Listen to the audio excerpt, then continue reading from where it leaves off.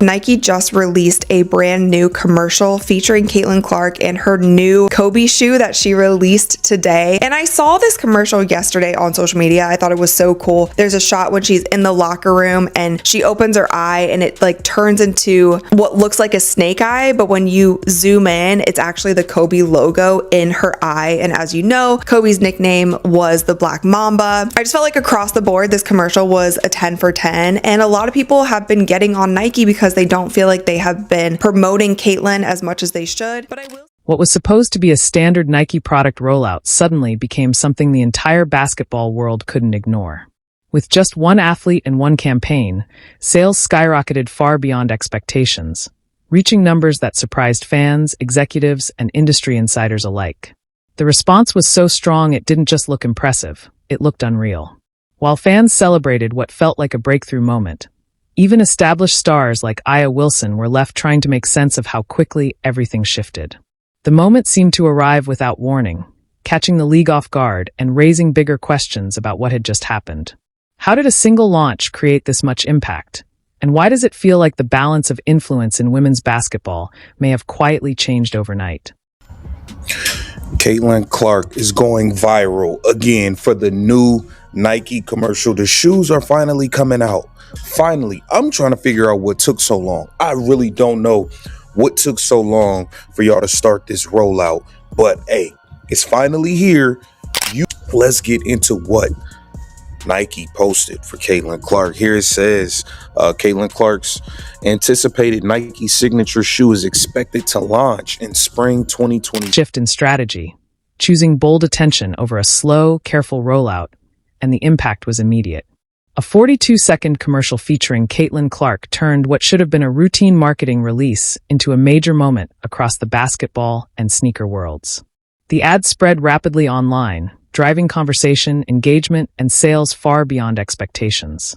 Fans shared it nonstop, media outlets picked it apart, and industry watchers were left surprised by how quickly the response grew.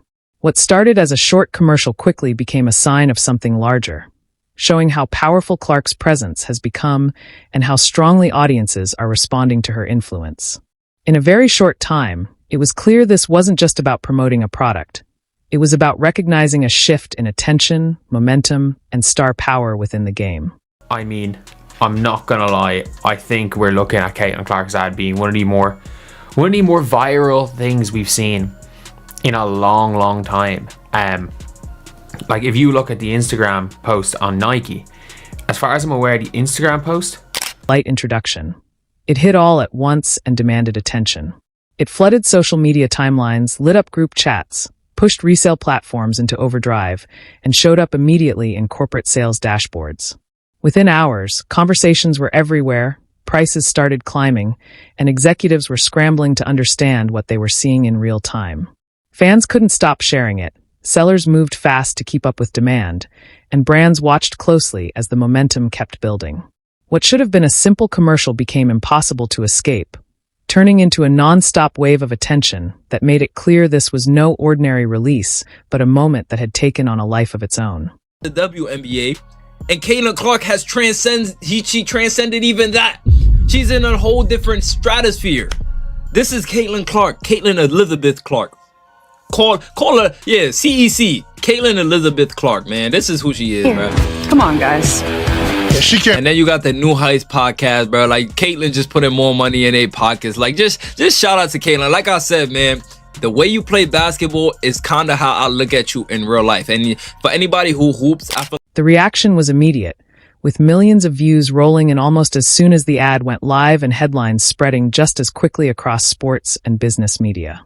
Sneaker websites were overwhelmed as demand surged, inventory disappeared, and sales data spiked faster than many companies could track in real time. It became obvious this wasn't just another commercial featuring an athlete wearing new shoes, but a clear signal from Nike about where attention and influence currently sit. While fans refreshed product pages and resellers watched prices climb, the shift was being felt across the league, including by established stars like Aya Wilson, who suddenly found the spotlight drifting elsewhere. None of this unfolded slowly or behind closed doors. It happened fast, publicly, and with an impact that made endorsement executives take notice. Caitlin Clark didn't just drive conversations on the court. She pulled the sneaker market with her, doing it without even launching a signature shoe, which only added to the shock inside marketing circles.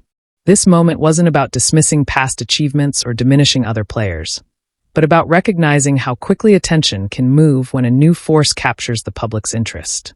Star power doesn't wait its turn, and Catlin Clark has shown she can reshape an entire market simply by stepping into the moment. Hey, Caitlin, how about from here?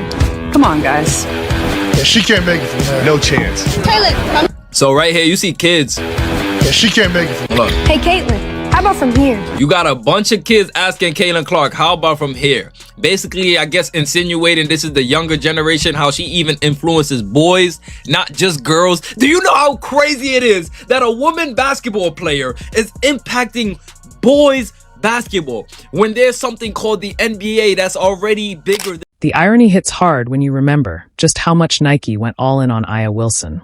Her signature shoe, the Nike A1, launched with ceremony, careful planning, and the kind of rollout designed to secure long-term dominance.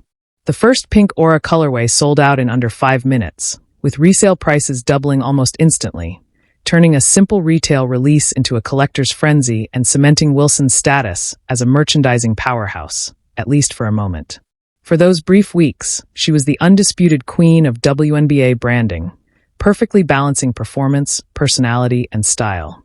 Nike treated her like royalty, letting her shape every detail of the shoe, approve every campaign element, and own the narrative around the launch. Interviews flowed in, fans proudly rocked the A1 courtside, and Wilson's star was unshakable. Then, subtly but unmistakably, momentum slowed. The chatter softened, the excitement waned, and the social media buzz drifted away, leaving the A1 standing still. In sneaker culture, a stall can feel heavier than failure, and in that pause, the industry began to notice how quickly attention can shift, and just how fleeting even the most carefully orchestrated launches can be. If you want, I can rewrite the next part about Catlin Clark crashing the market in the same style, so it flows seamlessly with this paragraph. Do you want me to do that? Catlin Clark was pretty cool. Did you check it out? I already posted it. Check out my page. But I'm glad that Catlin Clark is finally getting her brand being pushed out. It just seemed like it kept holding her brand back for whatever reasons, but I'm kind of glad it's no longer being delayed. It's going to be full throttle in 2026, and her signature shoes coming out in 2026, and I can't wait. I hope it looks nice though. You know what? But I'm such a fan. I don't care if they're ugly. I'm still going to buy it. The timing couldn't have been more striking. Just as Aya Wilson's moment was settling into a steady rhythm, Nike unleashed Catlin Clark into the marketing world like a force that couldn't be contained. This wasn't a slow transition or a carefully staged comparison. It was a complete narrative takeover that made everything before it feel instantly outdated. Clark's campaign hit social media with viral energy, boosted by influencers, algorithms, and nonstop attention, and suddenly what once belonged to Wilson felt temporarily rented. The most remarkable part? Clark achieved all of this without even releasing her own signature shoe. Nike dressed her in a special edition Kobe 5 Pro PE, featuring a colorway described almost like a luxury watch, midnight navy, bright crimson, and university gold, and the response was instantaneous. Resale prices skyrocketed from under $200 to jaw-dropping figures, while Wilson's carefully crafted A1 line, once the centerpiece of WNBA merchandising, slowly inched toward clearance, like a relic of a moment that had already passed. Fans celebrated Clark's rise, buzzing about her upcoming 2026 signature shoes, while the marketing landscape shifted almost overnight, proving just how quickly star power can redraw the map. If you want, I can combine all your rewritten sections, from Lambert to Wilson to Clark, into one long, seamless voiceover script that flows naturally from start to finish. Do you want me to do that?